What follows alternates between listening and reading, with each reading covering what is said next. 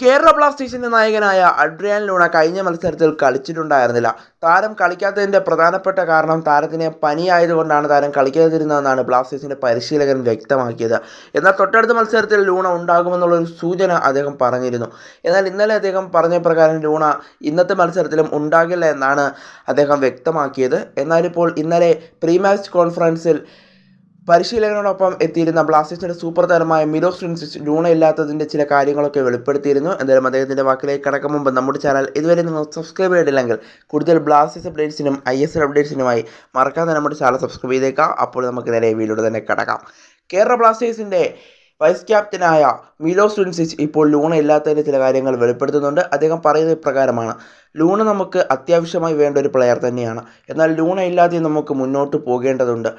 Luna ഇല്ലാതെ നമ്മൾ പല മത്സരങ്ങളും വിജയിച്ചിട്ടുണ്ട്. അദ്ദേഹം എടുത്തു പറയുന്നത് കേരള ബ്ലാസ്റ്റേഴ്സ് കഴിഞ്ഞ ISL സീസണിൽ, കാരണം ലൂണയ്ക്ക് കഴിഞ്ഞ ISL സീസണിൻ്റെ പകുതിയായപ്പോഴായിരുന്നു പരിക്ക് പറ്റിയിട്ടുണ്ടായിരുന്നത്. പിന്നീട് താരം തിരിച്ചെത്തിയില്ല. പിന്നീട് ബ്ലാസ്റ്റേഴ്സിൻ്റെ ക്വാർട്ടർ ഫൈനൽ മത്സരത്തിലാണ് ലൂണ തിരിച്ചെത്തുന്നത്. എന്നാൽ ലൂണ പരിക്ക് പറ്റിപ്പോയ സമയത്ത് ബ്ലാസ്റ്റേഴ്സ് കുറേ മത്സരങ്ങൾ വിജയിച്ചിട്ടുണ്ട് എന്നുള്ളൊരു കാര്യമാണ് ഇവിടെ മിലോസ് ട്രിൻസിച്ച് വ്യക്തമാക്കുന്നത്.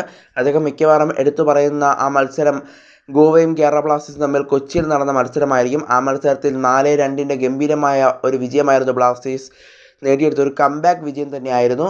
പിറകിൽ നിന്ന ശേഷമായിരുന്നു ബ്ലാസ്റ്റേഴ്സിൻ്റെ തിരിച്ചുവരവ്.